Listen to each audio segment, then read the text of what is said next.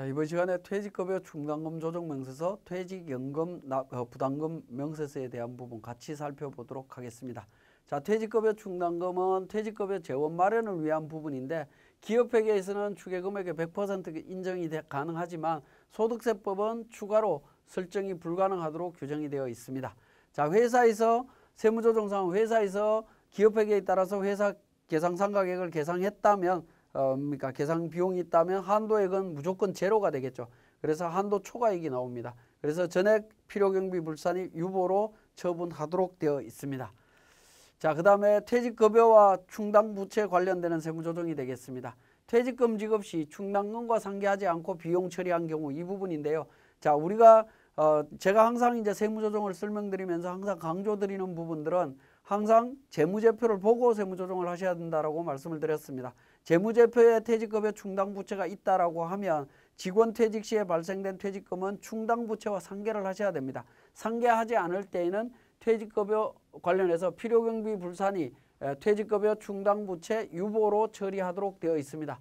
유보로 처리해야 된다라는 부분입니다. 그러면 퇴직급여 충당부채가 결국에 소득세법상의 비용으로 인정이 안 되는데 충당금 설정했다고 해서 이렇게 처리해야 되느냐 하는 부분인데 이렇게 처리하셔야 됩니다. 처리하시고 하단 부분에 있는 내용으로 정리가 될 수 있습니다.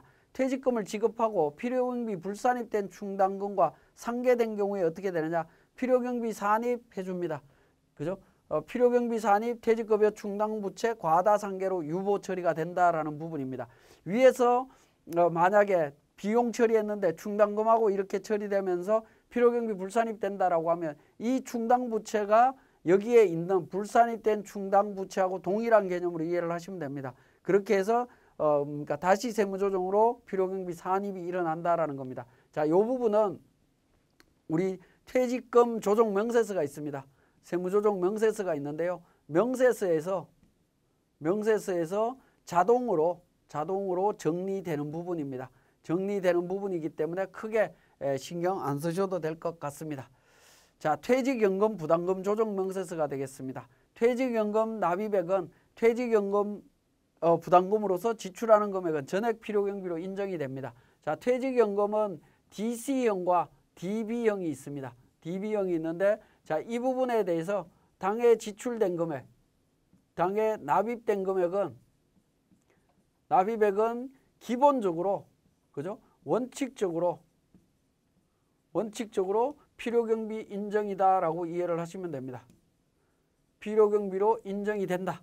전액 다. 물론 이제 세무조정으로 조금 정리가 되는 부분이 있습니다만 원칙은 인정이 됩니다. 자, 그러면 DC, DB 세부적으로 보면 확정 기여형, DC형 퇴직연금은 어떻게 되느냐? 납부했을 때 퇴직급여 대 퇴직급여 100원, 현금 100원 이렇게 처리되면 전액 필요경비 인정하고 세무조정 없습니다. 그냥 인정이 된다라고 보시면 됩니다. 자, 직원이 퇴직할 때 어떻게 되느냐? 회사에서는 회계 처리 없고요. 세무조정도 없습니다. 그냥 납입했을 때 비용 처리하고 그냥 끝이다라고 이해를 하시면 되겠습니다. 자, 그 다음에 확정급여형 퇴직연금의 필요경비 산입이 되겠습니다. 확정급여형 퇴직연금은 필요경비 인정을 해주고 있는데 한도액은 둘 중에 작은 금액 중에 직전 연도 종료일까지 지급한 부담금이 되겠습니다. 첫 번째가 추계액 기준이고요. 두 번째가 예치금 기준입니다. 추계액 중에 퇴직급여 충당금 미설정 금액, 요거는 현금 납부 가능 금액입니다. 현금 납부 가능액을 의미하는 부분이고요. 예치금 기준은 단기말 현재 퇴직연금 운용자산 잔액을 말합니다. 요건 실제 납부한 금액입니다. 실제 납부한 금액.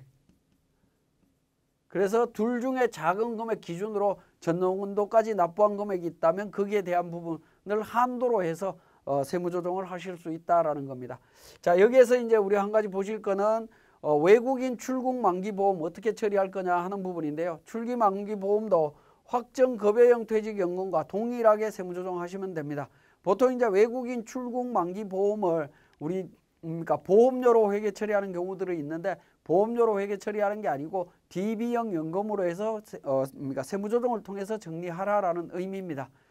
자, 그러면 구체적으로 한번 보시면 확정급여형 퇴직연금 관련되는 세무조정입니다. 부담금을 납부했을 때 퇴직연금 운용 자산 처리하겠죠. 자산 100, 현금 100 이렇게 되면 세무조정을 통해서 필요경비 산입 100원 유보 처리가 됩니다. 이 부분은 우리 앞에서 봤던 이 산식에 의해서 송금 산입된다라고, 필요경비 산입된다라고 보시면 됩니다.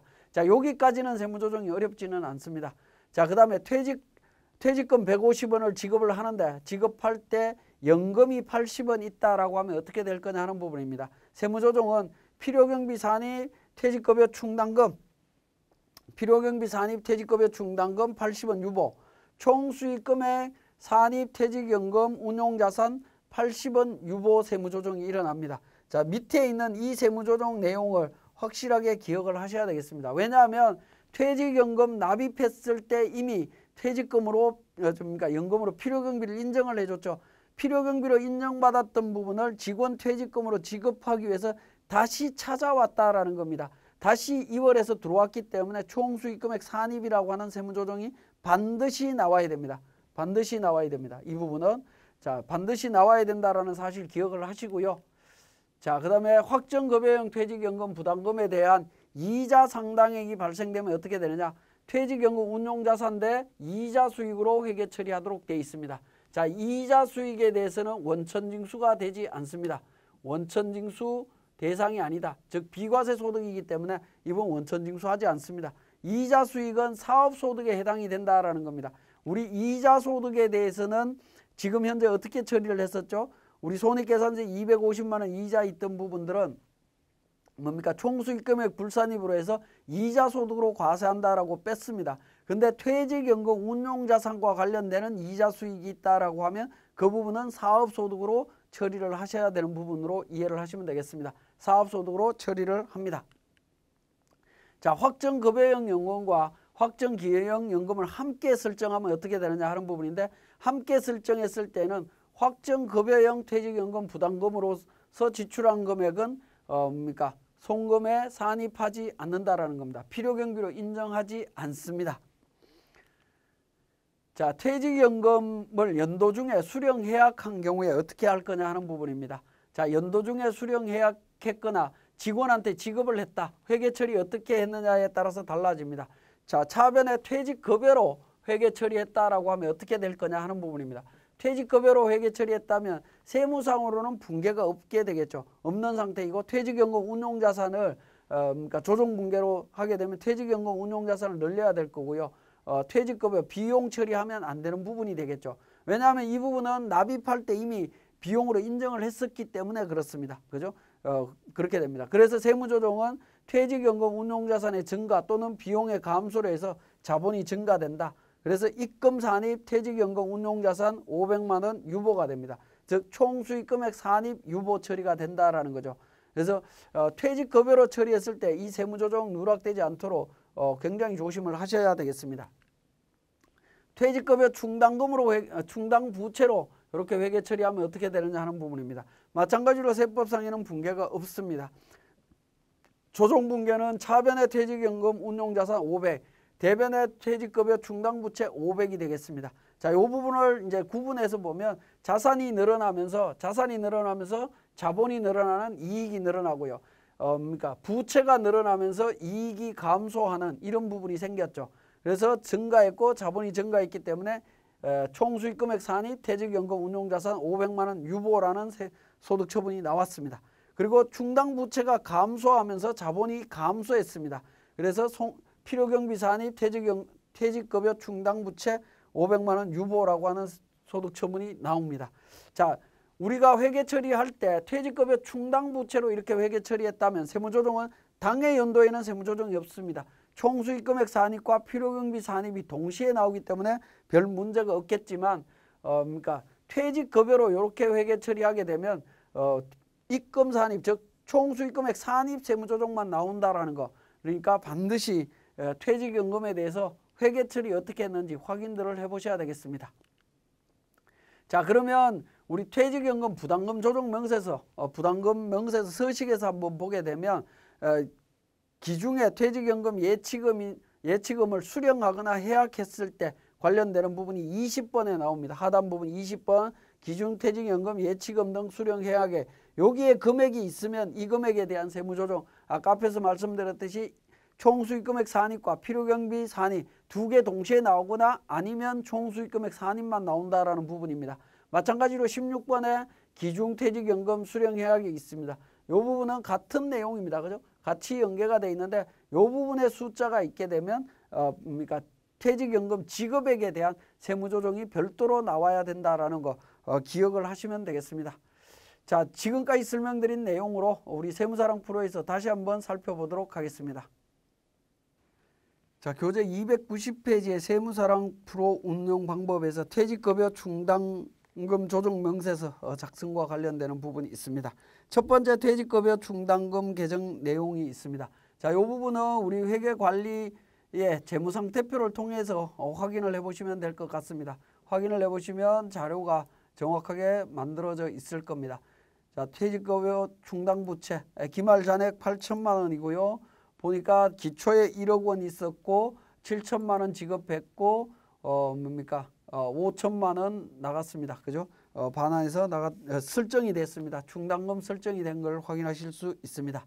자, 이러한 정보를 통해서 우리가 세무조정으로 들어갑니다. 개인 조정 쪽에 퇴직급여 충당금 조정 명세서 관련해서 자, F12번 불러오기를 통해서 전표에서 자료를 반영하시면 됩니다. 그러면 우리 급여 자료가 전체 반영이 될 겁니다. 급여 자료 총 5억 원이 반영이 되는데 이 중에서 중도 퇴사자에 대한 급여는 퇴직급여 충당금 설정 대상이 아니죠. 그래서 5천만 원 제외를 했습니다.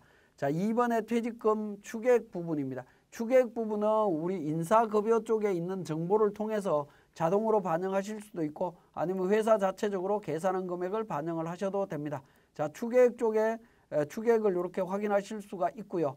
그렇게 확인된 추계액을 등록을 하시면 됩니다.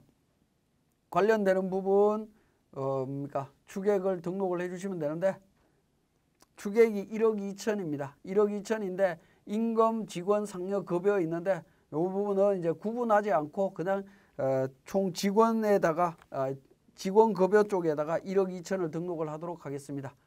금액 1억 2천. 자, 1억 2천을 등록을 했습니다. 자, 1억 2천 등록해서 한도 계산으로 들어가는데요. 자, 장부상 충당금 가액 기존 기초 잔액이 1억 원입니다. 그죠? 1억 원이고 기초 충당 부인 누계액이 있습니다. 부인 누계액은 하단 부분에 보시면 유보소득 조정명세서에서 한도초가 5,500만 원 있습니다. 그래서 5,500만 원 기록했고요. 연도 중에 퇴직금 지급액 7천만 원 지급했죠. 7천만 원 지급했는데 연도 중에 지급액 중에 500만 원은 운용자산에서 지급을 했습니다. 자, 연도 중에 운용자산 퇴직연금하고 상계된 금액이 있다라고 하면 퇴직연금하고 상계된 금액을 차감한 금액을 지급한 걸로 처리를 하시면 됩니다. 6,500만 원 처리하게 되면 2천만 원만큼 마이너스 나오는데 이 부분 필요경비 추인해 주시면 되겠습니다. 자, 그렇게 이제 정리가 될 수 있다라는 겁니다. 그러면 회사에서 계상한 금액, 필요경비 계상한 금액 5천만 원이죠. 그렇게 정리하신 다음에 F3번 조정 등록으로 들어가게 되면 세무조정 사항이 나타납니다. 퇴직급여 충당금 한도초가 5천만 원 있고요. 그 다음에 퇴직연금 관련되는 부분 중에 500만 원 퇴직급여 충당금과 상계된 금액 기부인된 금액 2천만 원이 있네요. 정기 퇴직급여 충당금 한도초과 금액 2천만 원 송금 필요경비 추인했습니다. 자, 관련되는 사례 세서는 290페이지부터 292페이지까지 내용이 있습니다. 자, 297페이지에 퇴직연금 부담금 관련되는 사례 부분이 되겠습니다. 퇴직급여 추계액이 1억 2천이고 퇴직급여 기말 충당금 그러니까 8천만 원, 부인 누계액 8천만 원 이렇게 내용이 나와 있습니다. 자, 그 내용을 통해서 한번 보도록 하겠습니다. 퇴직연금 부담금 조정 명세서 관련되는 부분입니다. 자, 기말 퇴직연금 예치금 잔액 관련되는 부분인데요. 기초 예치금 1,500만 원이고요. 기중 퇴직금 지급금액 500만 원입니다. 그리고 퇴직연금 예치금 3천만 원 납입해서 총 예치금이 4천만 원 정리가 되고 있습니다. 4천만 원 정리가 되고 있고요. 기초퇴직연금 예치금은 전기 필요경비 산입퇴직연금 예치금 1,500만 원 유보로 정상적으로 세무조정했다라는 건데 자, 이 부분은 그러니까 우리가 그 신고 조정으로 세무조정 처리했다라는 의미로 이해를 하시면 되겠습니다. 어쨌든 기초 그러니까 퇴직연금 예치금 실제 납부한 금액은 4천만 원이다라는 겁니다. 4천만 원을 기준으로 전년도에 1,500만 원 있었고요. 19번에 기중퇴직연금 예치금 수령계약에 500만 원 자동으로 반영이 되어 있습니다. 자, 그리고 이미 송금 산입된 금액 1,500만 원 중에 500만 원은 차감이 되고 1,000만 원이 송금 산입돼 있고 필요경비로 산입해야 될 금액은 3천만 원이다라는 겁니다. 3천만 원 한도로 해서 계산을 하시면 됩니다. 정기말 그러니까 퇴직급여 추계액이 있고 그다음에 단기 충당금 장부가액 8천만 원이 있고요. 부인 누계액 8천만 원이 있습니다. 자, 부인 누계액 계산해 보시면 원래 5,500만 원 있었고요. 5,500만 원 중에 퇴직급여 충당금으로 2천만 원 추인되었고 그러면 3,500만 원이 있었고요. 그 다음에 퇴직금 관련해서 우리가 뭡니까? 퇴직급여 충당금 한도 초과 금액이 있었죠. 한도 초과 금액이 5천만 원이 있었고 그 다음에 퇴직금 500만 원 지급과 관련되는 충당금 부분이 있을 겁니다. 자, 그 부분까지 다 고려를 하게 되면 부인 누계액이 총 8천만 원이 되게 됩니다. 그래서 8천만 원을 차감하게 되면 그러니까 충당금은 없는 상태가 되겠죠. 그래서 퇴직연금 납부할 수 있는 금액 1억 2천이다. 한도 금액 1억 2천입니다. 그래서 전년도까지 그러니까 이미 송금 산입된 금액이 1,000만 원이고 해서 당해 연도에 납부한 금액 3천만 원에 대해서 필요경비 인정받을 수 있습니다. 자, 그래서 F3번 조정 등록을 통해서 하게 되면 3천만 원 그러니까 유보 처리할 수 있습니다. 필요경비 산입에서 유보 처리할 수 있고요. 여기에서 이제 필요경비 산입 유보 처리를 했는데 기중 퇴직연금 예치금 등 수령계약에 관련되는 부분 500만 원 있죠. 이 500만 원에 대한 세무조정을 진행을 해야 되는 부분으로 보시면 되겠습니다. 이 500만 원은 우리가 회계관리 쪽에서 확인을 하시면 됩니다. 합계잔액 시산표나 이런 재무제표를 통해서 퇴직연금 관련되는 부분, 지급 관련되는 거 500만 원 회계처리 내용을 보니까 어떻게 돼 있죠?